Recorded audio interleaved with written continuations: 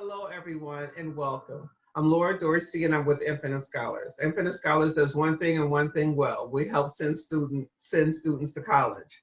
We do that with our network of between 400 and 500 different colleges or universities that are part of our network system.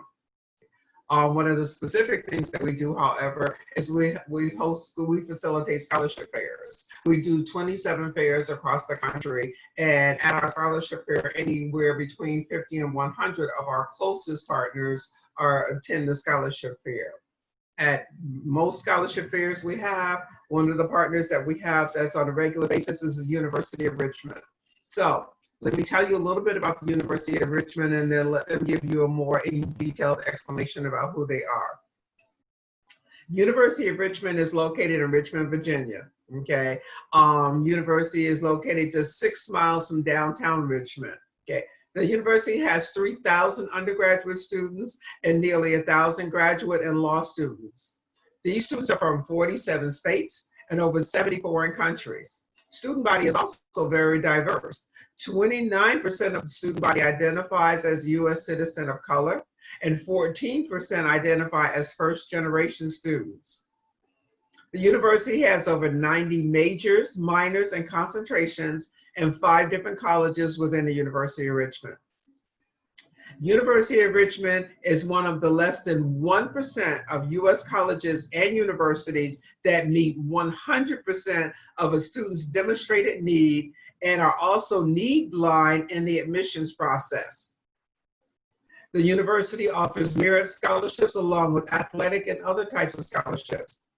University is ranked by the Princeton Review in 2020 as having the #2 best career services, #4 best college for internships, #5 best run college, #5 most beautiful campus, and #7 best classroom experience. University is also ranked #23 overall liberal arts college, and #24 overall best value liberal arts college by U.S. News and World Report in 2020. That's just a little bit of the information, but we have with us today to provide even more detailed information, Jose Eric Garcia. Jose is the Assistant Director of Admissions for Multicultural Recruitment. Jose, thank you so much for taking time out today to be with us to provide our parents and students with some much needed information about the University of Richmond. Thank you. And what I'm going to do right now is going to start a PowerPoint for you guys. And what's going to happen here is give you a little information of who we are as an institution. So like I said, we're about 3,000 undergraduate students, about 1,000 grad school and law school students. Really small campus, but I say this family environment. Our student to faculty ratio is 8-to-1. The average class size is 16. 99% of our classes are less than 30 people. One thing that makes our community is the campus living, is the fact that over 90% of our kids live on campus for all 4 years. We do guarantee housing on campus, so it makes for a great environment, for a great community, for that family feel where you know you have somewhere to live at. We are located 6 miles from downtown Richmond, about 4 miles from the airport, and we're about 2 hours south of Washington, D.C., or about an hour and a half from Virginia Beach. We always compare our university to a house. You look at the front living room as the city of Richmond, awesome city, over 1 million people, multi-headquartered places for top 500 companies in the world, very diverse city, great community. We're the back bedroom. We're in the suburbs, so great campus, everything from that nature. One thing that was mentioned, we are one of the few universities, less than 1%, that meet 100% demonstrated need, which means that we give some of the best financial aid packages in the country, along with, again, helping you out with merit scholarships, athletic scholarships, different types of scholarships from there. So it kind of gives you a glimpse of who we are as a campus. One thing you're going to look at is going to be where our students are coming from. This is last year's class. So our class last year, we brought in 832 students. We are a selective institution. Last year, we accepted about 28% of our applicant pool. So we are very selective of the students that we take in. But out of the students that came in last year's class, 28% identified as U.S. students of color. 16% where their first language is not English. 14% are first-generation students, and 8% are international students. But you see across the map, our web, we are the only spider in the country, so you'll hear a lot of spider puns out there, but our web extends all over the country, all over the world, so you get to see that great diversity on our campus. And for us, when we talk about diversity, we talk about not only from a ethnic standpoint, but from a geographic, socioeconomic, all across the board. So definitely getting that glimpse of who we are from there. So for us, we do have 3 undergraduate colleges. We have 2 graduate schools on top of that, but we also want to talk about our undergraduate schools. So for us, when you walk in as a freshman, you will start off undeclared, which means that you will not be able to declare a major. The reason for that is we want you to get settled in. We do follow liberal arts curriculum, which means you'll be taking certain classes from many different places in order to get your education. But then after your freshman year, you can declare. We have 3 colleges you can look at. You can stay in the College of Arts and Science, which means you can major in things like psychology, science, anything of those nature. We have the Robbins School of Business. So if you're looking to go into business, we do have one requirement to get into the Robbins School of Business is during your freshman year, you take ACE. ACE means you will take an accounting, a calculus, and economics course. As long as you pass all 3, you will be admitted into the Robbins School of Business. And our third and most unique college is we're the first university ever in the country and one of the few schools that have a Jepson School of Leadership Studies. What leadership studies is basically we're enhancing your leadership skills internally and externally. So we're developing that. The other aspect is you're going to double major. It means you're going to have a major from arts and science or from business. What's also amazing at our campus is that 2 out of 3 students, so 2/3 of our student body, double majors, and about 30% triple major, which means that they are diverse in their education. The reason we have this is because of job placement, is because of career path, graduate school, everything that nature. You want to stand out when you're applying, when you're looking for that next career step after you leave the University of Richmond, and having more diversity in your education makes you that much more marketable. So definitely a glimpse of what we have from there. Here on our campus, talk about our yes mentality. What I mean by yes is we're going to give you every resource possible to be successful on our campus. So the first thing we talk about is the Richmond Guarantee. One thing we tell our students is you are guaranteed at least one summer, if not multiple summers, up to $4,000 to do whatever you want with career path-wise. So maybe it's an internship that doesn't pay you, pay yourself. Maybe it does pay you, but it doesn't cover housing. Use that $4,000 for housing. Maybe it's research. Maybe it's something that's going to help you in your career path. So one example is for our music majors. Some students may decide, one of our students lived in Italy for a summer and wrote an opera. This you can use whatever you feel is going to help you best in your career goals. And again, it's guaranteed for one summer. We tell our students apply for it multiple times. Our students will get it twice, if not 3 times. So again, anytime it's offered from there. But again, as you see, we're giving students the opportunities to be successful, but we're giving them the resources. The other big thing for us is when you travel abroad, we are the 2nd most traveled abroad school in the entire nation. The reason for that is we want you to explore. So you can start traveling abroad from your freshman year. You can do full semesters, you can do summers, you can do 2-week trips. One thing we do is you can transfer all your financial aid, your grants, your loans, your scholarships, all that when you travel abroad.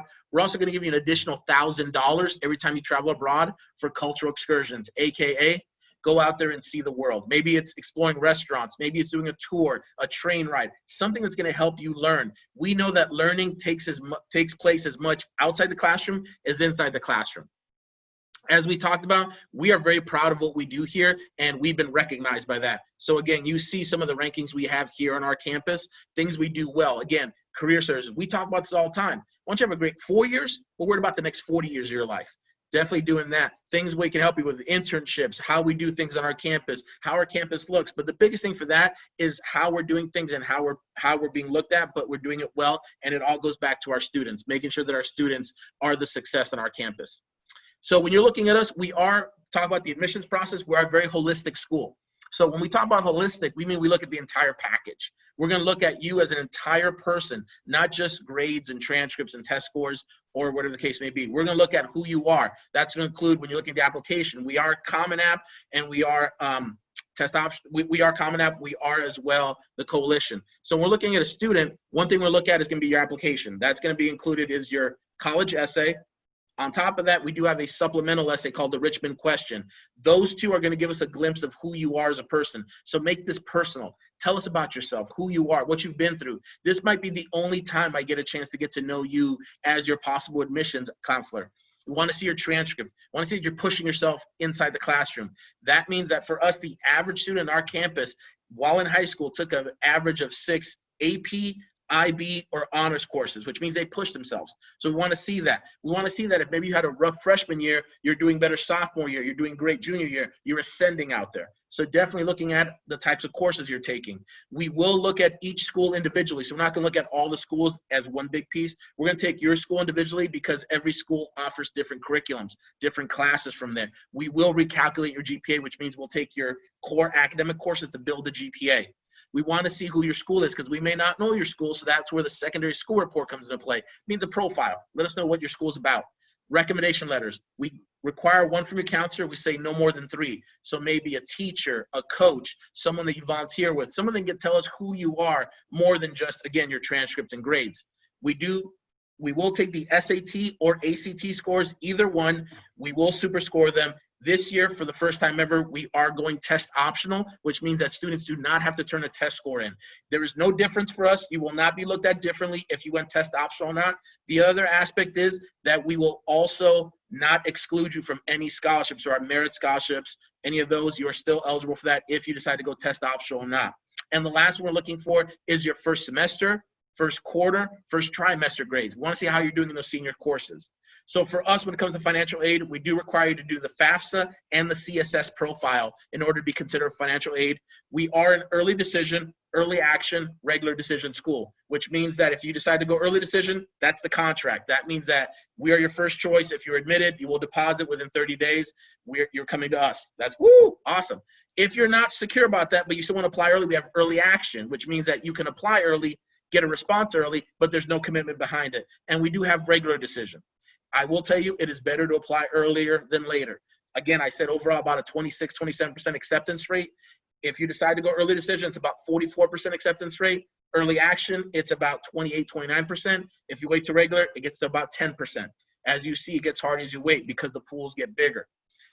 For us, the last thing is definitely reaching out to us, getting a hold of us. We are here to answer questions for you. Here you see all my contact information, which includes my office number, which is connected to my cell phone, which includes my email. Please get a hold of us, questions, concerns, anything we can guide you through this process. We are here for you. Anything we can do, big thing. The last thing I want to leave you with is this. At the University of Richmond, we want to make sure that we give you everything possible to be successful, but we talk about guidance here. Guidance here is important. We are tough love. We ain't going to hold your hand. We're going to guide you in life. We're going to show you how to do something. We're going to teach you how to do something. And then we're going to help you if you make mistakes. It's okay to fail. Failure is part of life, but you learn from failures to be successful later on. And that's what Richmond does. It teaches you to be resilient, to be push yourself through anything. But the biggest thing is we're going to give you every resource possible. It's an awesome thing to be a spider. And hopefully we'll see a lot of you guys become future spiders from that point on. Thank you. Appreciate it.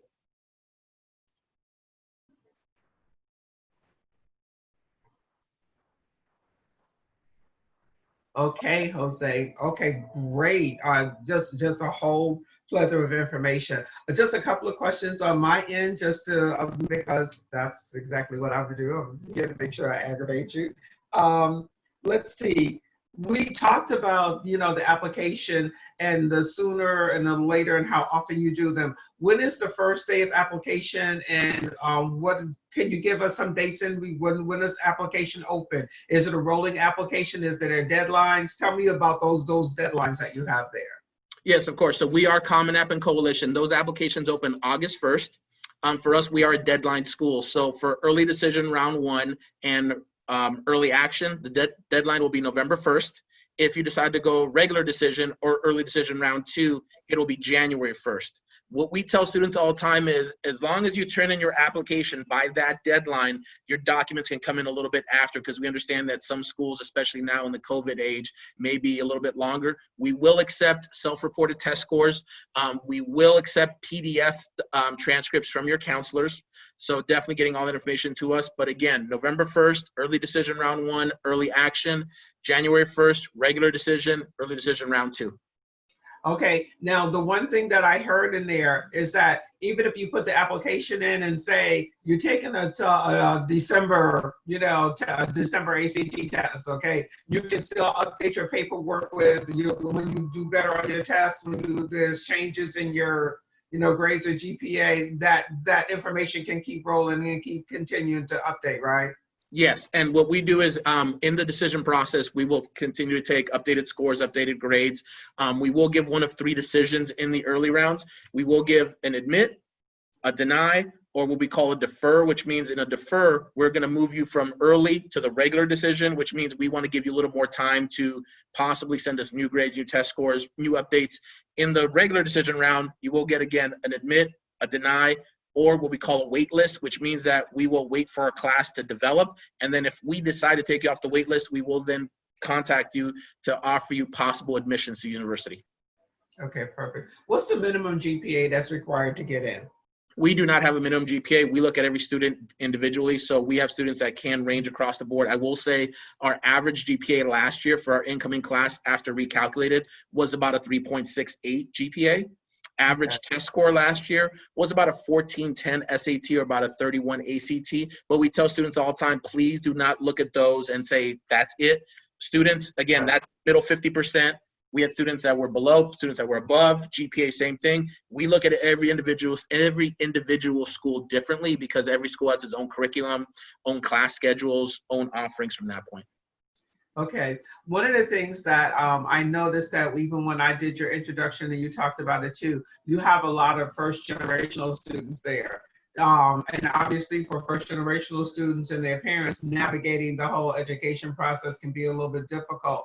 Are the students assigned a finance person to help them walk them through not only the FAFSA and the initial applications, but additional scholarships that might be out there necessary to parents parents and students are not sure how to look? Yep. So when they are applying through the process, they will be, they can contact our financial aid office. They will be in contact with a financial aid advisor or one of our financial aid counselors, and they do an amazing job in not only understanding the process itself with FAFSA and the CSS profile, but honestly understanding that a lot of it is gray. A lot of it is, we may need tax paperwork. We understand with the COVID age that somebody may have lost a job, hours reduced, everything that nature. The other big thing too is alerting you of possibilities you have. Also, the big thing we tell students all the time is learning how to read an awards letter. Understanding that you may get this amount of money, but understand that part of it may be loans, grants, scholarships, whatever the case may be. We definitely want to make sure to give you that guidance and that ability from there. When it comes to first generation students, we do have what we call our common ground office, which is our first gen office. And that staff is there not only for the current student, but for the prospective students, guiding them through there, letting them know the services that are offered to students. I think one of the things that I am also a first generation student, I remember the one thing that I realized was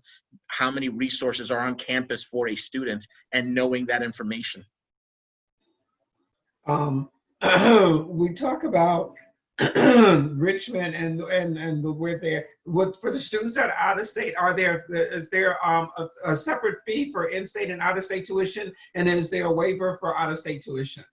Well, there's no difference in fees because we're a private institution. It's all the same tuition and fees. Okay, all right, then that's good. We talk about students living on campus and making sure. So you talked a little bit about that. Can you tell me what typical dormitory, and then if I missed that, I apologize. What a typical dormitory looks like for the students? Yeah, so for us, again, over 90% of our kids do live on campus all 4 years. We do guarantee housing all 4 years. This year is going to be interesting and actually unique. Because of the COVID age, we actually went out and rented out additional modulars, everything at that point. So what we're doing for every student this year is everyone's going to have their own room on campus. And the reason for that is, again, in the COVID age, we want to be as safe as possible. Definitely getting from that. So it'll be a little different. Typically in a pre-COVID age, our freshmen we had freshman dormitories, which they shared 2 per room, kind of your traditional rooms where you had the longer hallway, communal bathroom, everything that nature. Sophomores and juniors lived in suites, which were multiple rooms with a common area. And then our seniors lived in on-campus apartments. For them, they all have meal plans on campus. We have our major cafeteria, our big cafeteria, as long as different restaurants on campus. We did allow all students to have cars on campus. This year, because of the COVID age, we are not allowing our freshmen to have cars on campus. And again, the reason for that is we're trying to be as safe as possible, social distancing. Our classes will be smaller this year. We're actually we average no more than 16 in the classroom. We're going to cut that in half to 8. And we're definitely going to try to be as social distance as possible, making sure our kids are able to stay safe or anything of that nature. We have acquired additional rooms on our campus so we can isolate students that do become infected, and we can take care of them here on campus. So definitely make sure we're be able to do everything we can to our current students here on campus. Okay. So with with that classroom being small, you know, the student to faculty ratio is going to be like 8 to 10. So right Like now that. our faculty ratio is 8 to 1. So we're seeing it's probably going to drop to like 5 to 1. So definitely getting that one-on-one attention. So we always love the fact that we did have the one-on-one attention. I think it's going to go even more to that aspect because of the fact that we are using every space available on our campus, conference rooms, halls, anything you think of, anything where we can put a classroom in, we're going to put them in there in order for our students to be in that smaller environment, still maintain. But I love about our campus is the relationships they have with our faculty and staff. The fact that they're getting taught by a faculty member, not a TA, not a GA. The fact that over 80% of our kids do research and they start at freshman year, and it comes from the relationship they build with their faculty member. The fact that they're being told about this freshman year, and research doesn't just happen in sciences. It happens in the arts. It happens in business. Happens in leadership studies. There's different ways to connect, and I think that's something that why our kids have so much experience walking out the door when they graduate from the University of Richmond. Okay. All right. Good. Think that was pretty much all of the questions that I had for you. Just to make sure that we wrap up, do you want to just give us everybody your contact information again, so in case they missed it earlier? Yep, and let me give you that real quick, and let me pop that in.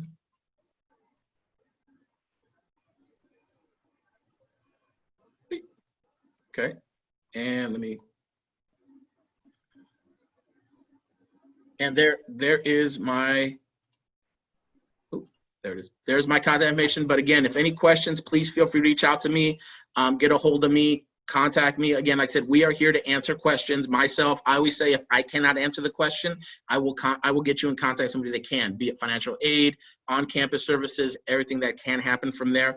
Biggest thing I tell students, again, from the first time is this: research us. We have gone virtual, so literally everything is on our website, from talking to current students, to alumni, to every type of video you could think of. We have every additional resource for you guys. But please, again, reach out to us. We look forward to seeing your applications and hopefully seeing a lot of you become future spiders.